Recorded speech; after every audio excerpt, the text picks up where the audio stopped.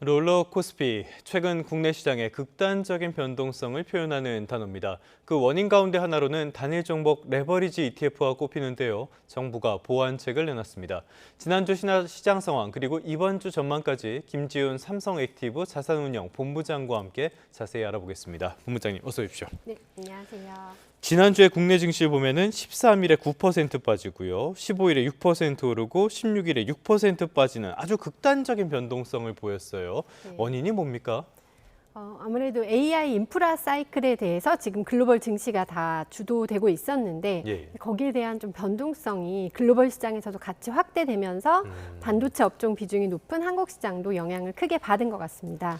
그 말씀하신 것처럼 AI 투자에 대한 어떤 우려 같은 게 있다는 거잖아요. 네. 요걸 부채질한 게 뭐 중국 이야기도 나오고요. 여러 가지 네. 이야기들이 나오는데 어떤 요인들이 있었나요? 네.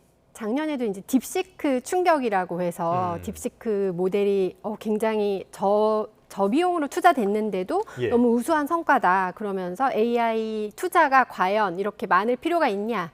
그런 의구심을 일으키면서 이제 증시 변동성이 커졌었는데요. 그랬죠. 예. 네, 지금도 이제 중국의 문샷이라는 업체가 이제 키미3를 발표했는데 예.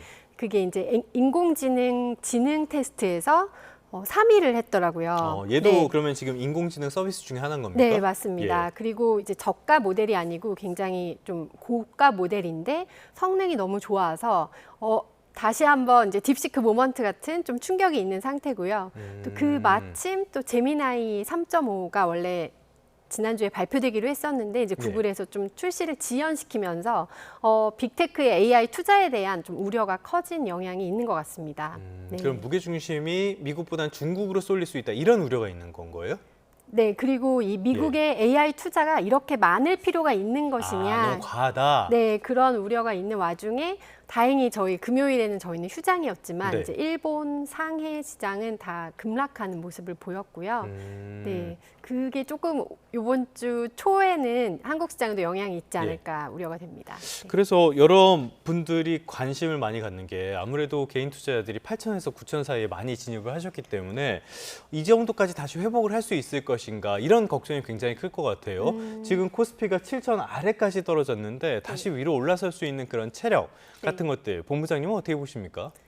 이번 2분기 말 빅테크 실적 발표가 굉장히 중요할 것 같은데요. 이제 빅테크 실적에서 양호한 실적이 확인이 되고 또 AI를 통해서 이제 수익성 개선이 되는 모습 그리고 지금 계속하고 있는 그 AI 투자가 유지가 가능하다. 또 앞으로 어떻게 전망한다 이런 긍정적인 내용이 함께 나와야 글로벌 증시 전체가 좀 안정세를 찾을 것 같고요. 한국도 당연히 거기 영향을 크게 받을 것 같습니다. 일단은 나스닥이라든지 다른 증시들도 흔들리고 있기 때문에 네. 말씀하신 것처럼 주초에는 썩 좋은 모습 보기가 어렵지 않을까라는 네. 우려가 드는데요. 지금 이렇게 시장의 변동성을 키운 배경 가운데 하나를 꼽자면은 역시 단일 종목 레버리지 ETF 상품 이거를 빼놓을 수가 없겠어요. 정부가 예탁금 확대를 포함해서 여러 가지 대책들을 내놨는데 효과는 어떨 걸로 예상하십니까? 우선 3천만 원으로 이제 예탁금을 상향하시고 또 교육도 이수하는 횟수를 늘리시고 그래서 뭔가 매매를 좀 빈번하게 하는 거를 좀 줄이시려고 하는 것 같아요. 그리고 20주 매수를 통해서 이제 단주로 빈도를 높게 했던 부분을 좀 보완하기 위한 정책이 아닌가 생각이 되고요. 뭐 실효성에 대한 이야기들이 많긴 한데 이제 조금 지켜봐야 되지 않을까 생각이 됩니다. 네. 알겠습니다. 아직까지는 실효성 어떻게 될지는 모르겠는데 일단 김용범 실장 같은 경우에는 효과가 있을 것이다 이렇게 이야기를 하고 있고요. 다만 상장 폐지 많은 분들이 요구하는 상장 폐지는 어렵다 이렇게 이야기를 했는데 상장 폐지는 왜 현실성이 떨어지는 겁니까? 수익이 우선 많이 난 상태에서 상장 폐지야 이제 모두 좀 회피할 수 있지만 아직은 좀 그렇지 못한 경우도 많기 때문에 오히려 손실을 확정하는 케이스가 될 수 있잖아요. 네, 그리고 규모도 굉장히 크고 이제 좀 단기에 변동성을 키운 건 맞지만 뭐 그 상품 자체가 완전 말도 안 되는 상품은 아니기 때문에 그런 게 아닌가 생각이 됩니다. 네. 그렇기 때문에 당장 상장 폐지는 조금 어려운 것 같고요. 전반적으로 봤을 때는 너무 지나치게 서두른 그런 상품의 도입이 아니었는가 여러 가지 비판의 지점이 있는 것 같은데요. 요거는 들으시는 분들이 많이 판단해 보시면 좋을 것 같고요.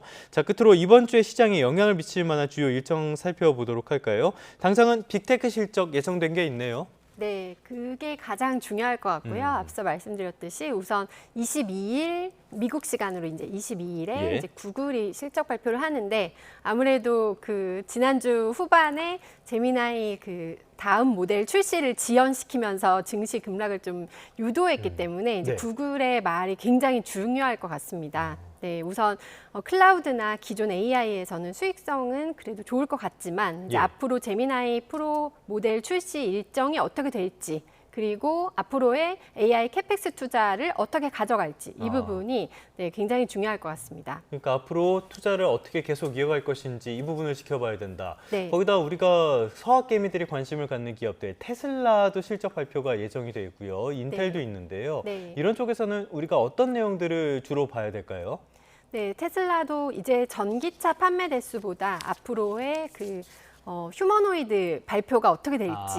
네, 사실 예. 옵티머스 휴머노이드도 원래는 2분기 말, 3분기 초 정도에 발표 예정이었는데 지금 출시가 지연된 상태거든요. 그래서 아마도 연내에는 하지 않을까. 네, 그 부분에 대한 이야기가 좀 중요할 것 같고요.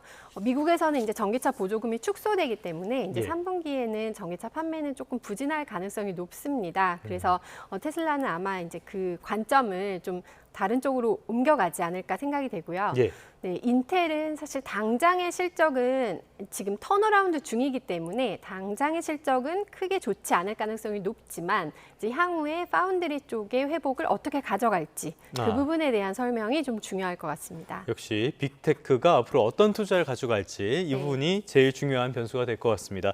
지금까지 김지훈 삼성액티브 자산운용본부장과 함께 지난주 시장 상황 그리고 이번 주 시장 전망까지 해봤습니다. 오늘 말씀 고맙습니다. 감사합니다.